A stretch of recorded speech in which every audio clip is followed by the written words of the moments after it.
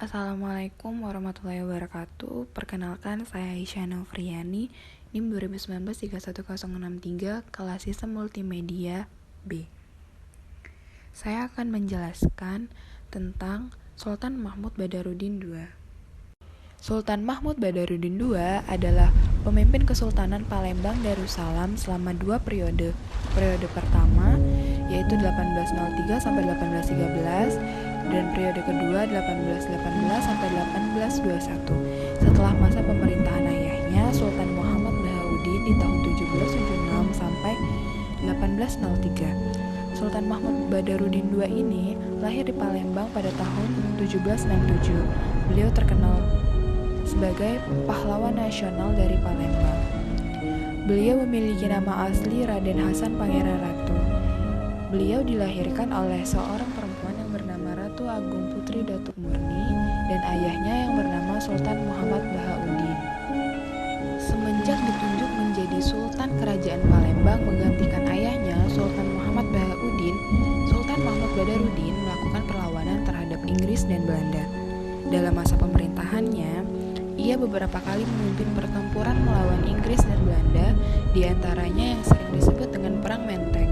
Ketika Batavia berhasil diduduki pada tahun 1811, Sultan Mahmud justru berhasil membebaskan Palembang dari cengkeraman Belanda pada tanggal 14 Mei 1811. Sejak timah ditemukan di Bangka pada pertengahan abad ke-18, Palembang dan wilayahnya menjadi incaran Britania dan Belanda demi menjalin kontrak dagang. Bangsa Eropa berniat menguasai Palembang. Awal mula penjajahan bangsa Eropa dengan ditandai penempatan loji atau kantor dagang di Palembang yang dibangun di Sungai Alur 10 Ulu. Bersamaan dengan adanya kontrak antara Britania dan Palembang, hal yang sama juga dilakukan Belanda. Dalam hal ini, melalui utusannya, Raffles berusaha membujuk SMB II untuk mengusir Belanda dari Palembang melalui surat yang dikirimkan oleh Raffles pada tanggal 3 Maret 1811.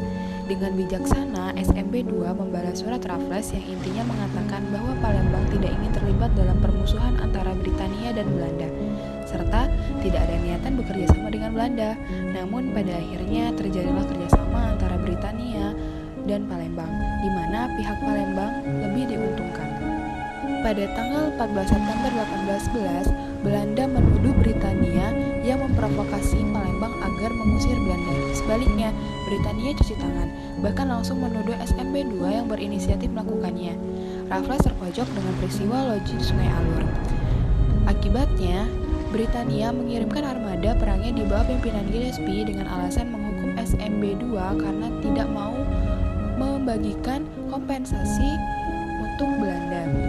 Dalam sebuah pertempuran singkat, Palembang berhasil dikuasai dan SMB II menyingkir ke muara Rawas jauh di hulu Sungai Musi.